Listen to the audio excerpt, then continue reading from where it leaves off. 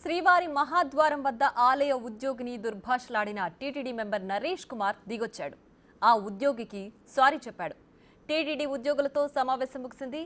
మొన్నటి ఘటనపై ఈ సమావేశంలో చర్చించారు. వ్యక్తిగతంగా బాలాజీ సింగ్ ను కలిసి నరేష్ కుమార్ క్షమాపణ చెప్పినట్లు ప్రకటించాడు. మొన్న జరిగిన సంఘటనలు చాలా దురదృష్టకరమని అన్నారు టీటీడీ బోర్డు మెంబర్ భానుప్రకాష్. ఉద్యోగులతో సమస్యను పరిష్కరించుకున్నామని తెలిపారు. భవిష్యత్తులో ఇలాంటి సంఘటనలు జరగకుండా చర్యలు తీసుకుంటామని తెలిపారు. ఈరోజు ఏమి ఆ ఘటన నడిచింది, ఆ ఘటన గురించి మా బోర్డు మీటింగ్ హాల్లో నడిచింది.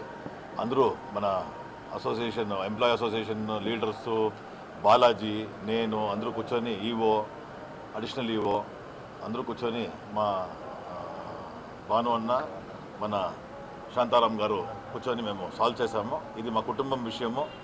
సో ఈ కుటుంబంలో కొంచెం ఇది తేడాగానే అయింది. దీన్ని సర్దిద్దుకొని పోవాలా అని అందరూ మాట్లాడుకున్నాము. దీనికి ఆ పరిష్కరణ అయింది. సో ఇది సాల్వ్ చేసుకున్నాం. ఇది సాల్వ్ అయిన తర్వాత ముందరికి మనం మెట్లు నడుచుకోవాలా అనేసి డెవలప్మెంటల్ యాక్టివిటీలో, తిరుపతి డెవలప్మెంటల్ యాక్టివిటీ దీన్ని మన ఘనతని జాస్తి చేసుకునే దృష్టి నుంచి ఏమేమి నెక్స్ట్ చేయాలని మేమంతా మాట్లాడుకున్నాము. దాన్ని చేసి దీన్ని సాల్వ్ చేసాము. ఈ ఇష్యూ మొన్న జరిగినటువంటి సంఘటన చాలా దురదృష్టకర సంఘటన. అలాంటి సంఘటన జరిగి ఉండకూడదు. బాలాజీ పట్ల మా ధర్మకర్తల మండలి సభ్యులు వివరించిన తీరు బాధాకరం.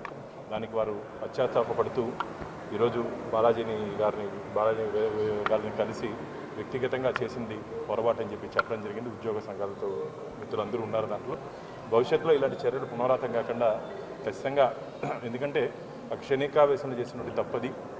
ఆ తప్పుని ఎవరు సమర్థించట్లేదు. కాబట్టి ఆయన కూడా బాధపడ్డారు. వాళ్ళ కుటుంబ సభ్యులు కూడా నాకు ఫోన్ చేస్తారు. నరేష్ వాళ్ళ కుటుంబ సభ్యులు కూడా, అన్న తప్పు జరిగింది, దీన్ని మన కుటుంబంలో ఉన్న సమస్య కాబట్టి పరిష్కరించుతామని చెప్పారు.